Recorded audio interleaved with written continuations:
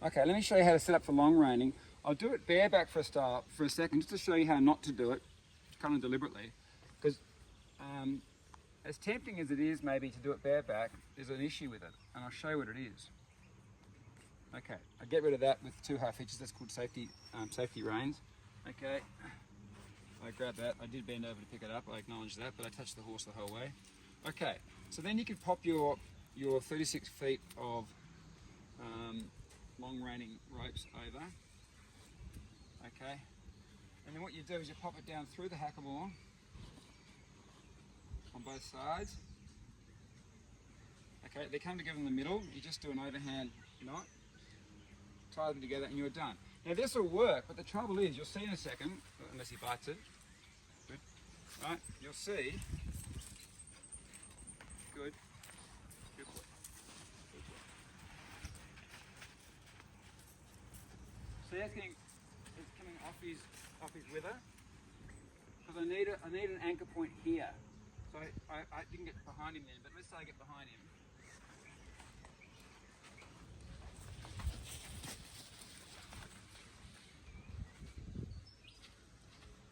Okay, good.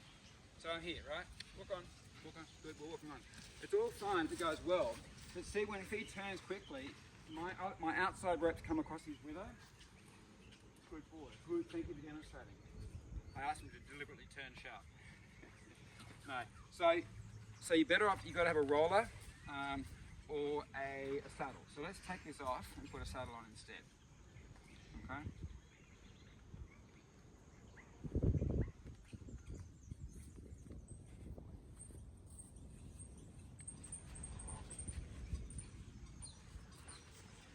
Again, I would recommend taking your lead rope off whenever you're doing any handling, just in case things don't go well. You've got to have that control.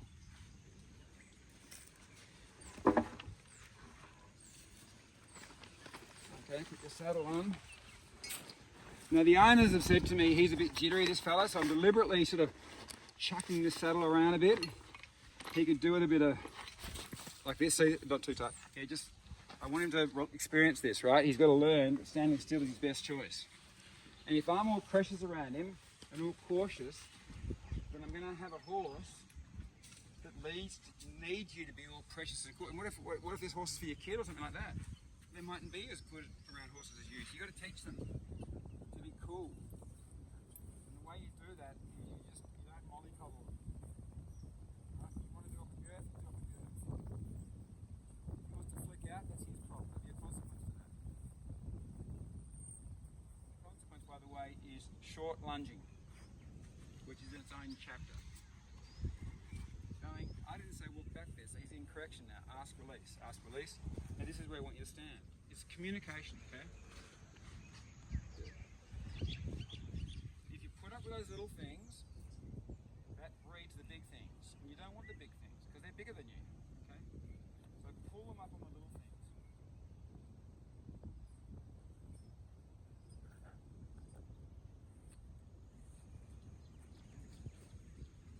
Okay, great. So then what I do with the long reins now is I run it up through my saddle. There's a ring here at the back of my stock saddle. Okay, I run it through there. I run it down through the hackamore. Loop just there. I run the other one the opposite side.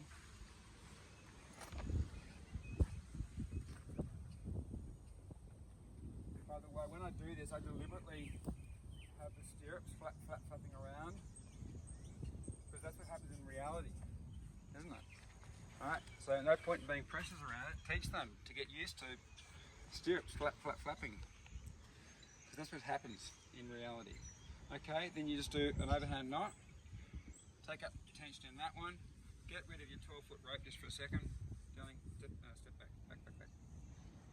Back. Good.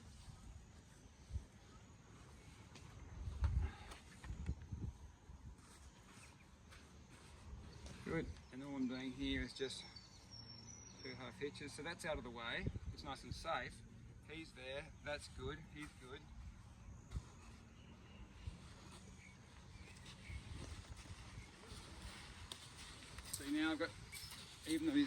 I've got to get behind him. I've got much more control now.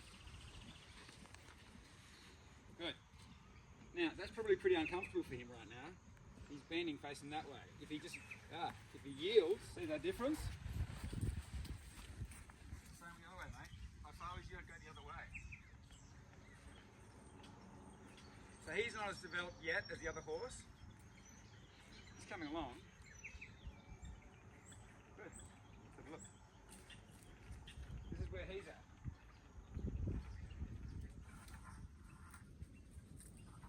Okay, let's have a look. Walk on.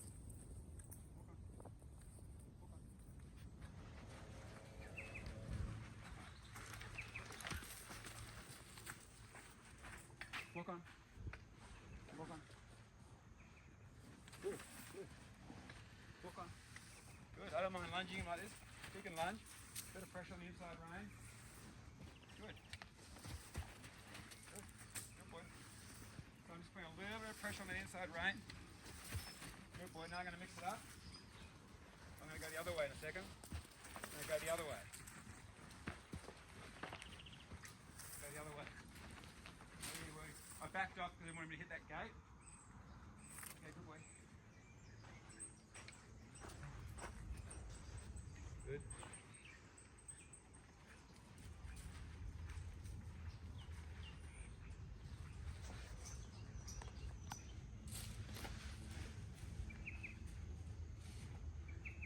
Good. That's that way. Horses will always gravitate towards what's most comfortable. Good boy. Walk on. Walk on. Good boy. No, I said walk, not the T word. Walk. So I'm back here. I'm not caught up in his long reining. I'm over here, so I've got one finger. Okay, no problem. And I'm just putting pressure on the direction that I want him to go. Which happens to be where he's going anyway. So I'm just tapping into that, okay? Same thing with dog training and children training. Sometimes you've got to observe what's going on and just give it language. So I'm pulling that walk on, good boy, walk on. And in a second I'm going to say the W word with W-H-O-A and then the other way. So here's whoa, there's whoa. Now that gets a pat. Good boy. Now I'll get behind him. I want you to go that way, man.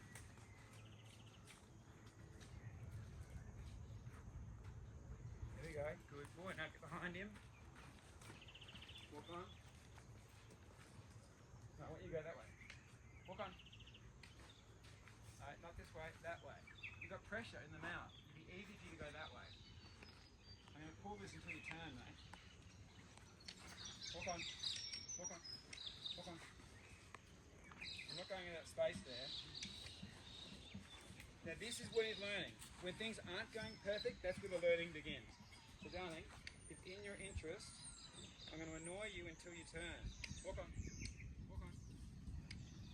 Walk on. Come on. There's enough space for me here. Right. Come on. Up. Good boy. Good boy. Go the other way. Good. Now go that way. Good boy. And I bet you, if I do the same thing tomorrow morning with him, he'll do it, twice as well. And I want you to go that way. So he wants to go right now. So that's a good reason for me to go left. Good. Little tap of the rope. Nothing wrong with that. Good. Nice. Trot. We'll call that trot. Good boy. Okay, we'll call this whoa. Ooh, good stop, mate.